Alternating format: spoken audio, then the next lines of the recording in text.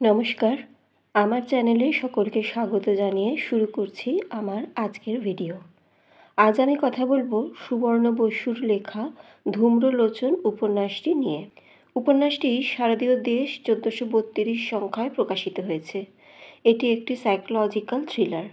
অনমিত্র সিরিজের কোনো উপন্যাস এর আগে আমি পড়িনি, এটাই প্রথম। এবার আসি উপন্যাসের মূল বিষয়বস্তুতে। কলকাতা শহরের বুক থেকে হঠাৎ করে উধাও হতে থাকে একের পর এক স্বাবলম্বী ও স্বাধীনচেতা মহিলারা।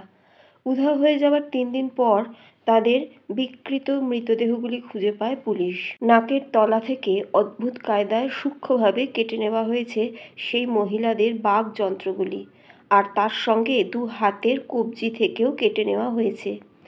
এই বর্ণনাটা একটু অস্বস্তিকর লেগেছে আমার। এই মহিলারা কেউ প্রফেসর, কেউ ব্যবসায়ী, আবার কেউ বা মডেল।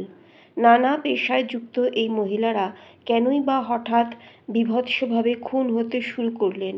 কে বা কারা এই খুনগুলো করছে, কেনই বা করছে, সেটা উপন্যাসটা পড়লে জানা যাবে। এই পর্যন্ত শুনে স্বাভাবিকভাবেই আপনাদের মনে প্রশ্ন জাগবে, এর সঙ্গে ধূম্রলোচনের কী সম্পর্ক? এবার আসছি সেই প্রসঙ্গে। ধূম্রলোচন পুরাণে বর্ণিত এক অসুর, যিনি দেবী দুর্গাকে বধ করতে চেয়েছিলেন। ঠিক একইভাবে এই উপন্যাসের ধূম্রলোচন হত্যা করে গেছে একের পর এক মহিলাদের, যারা স্বাধীনচেতা ও স্বাবলম্বী। অনমিত্র কি পারবে এই রহস্যের জট ছাড়াতে? এই রহস্যের জট ছাড়াতে গিয়ে কি অনমিত্রকে হারাতে হবে, তার প্রেমিকাকে? আর এত নাম থাকতে ধূম্রলোচনই বা কেন?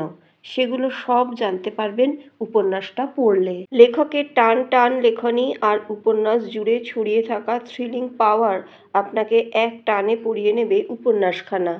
উপন্যাসের কাহিনী প্রবাহে নানা ঘটনা ও নানা চরিত্রের সমাবেশ ঘটেছে উপন্যাসটিতে। তবে লেখকের সুন্দরভাবে লেখার স্টাইল কিন্তু আপনাকে কোথাও খেই হারাতে দেবে না। লেখক সুন্দর করে পুরো কাহিনীখানা একটু একটু করে আপনার মগজে পুরে দেবেন।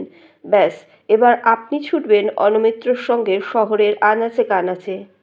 শুরু থেকে শেষ পর্যন্ত এক নিঃশ্বাসে পড়ে ফেলার মতো একটা উপন্যাস এটি। উপন্যাসের শেষটা কিন্তু একেবারেই আনপ্রেডিক্টেড ছিল। আগের থেকে এতটুকু বুঝতে পারিনি শেষটাতে কী হতে চলেছে। তবে যে কারণে একের পর এক মহিলাকে খুন করা হয়েছে, সেই কারণটা কিন্তু আমার কাছে খুন করার কারণ হতে পারে বলে মনে হয়নি। তবে সেটা সম্পূর্ণ আমার ব্যক্তিগত মতামত। যারা সাইকোলজি নিয়ে পড়াশোনা করেছেন তারা ভালো বলতে পারবেন মানুষের মনের মধ্যে কখন কী চলে। তাই এটা কোনো ত্রুটি আমি বলবো না, আমার মতামতটুকু জানালাম মাত্র। হতেই পারে এটা কোনো খুনের মোটিভ। যাই হোক, আপনাদের মধ্যে যারা এই উপন্যাসটি পড়েছেন তাদের কেমন লেগেছে জানাবেন।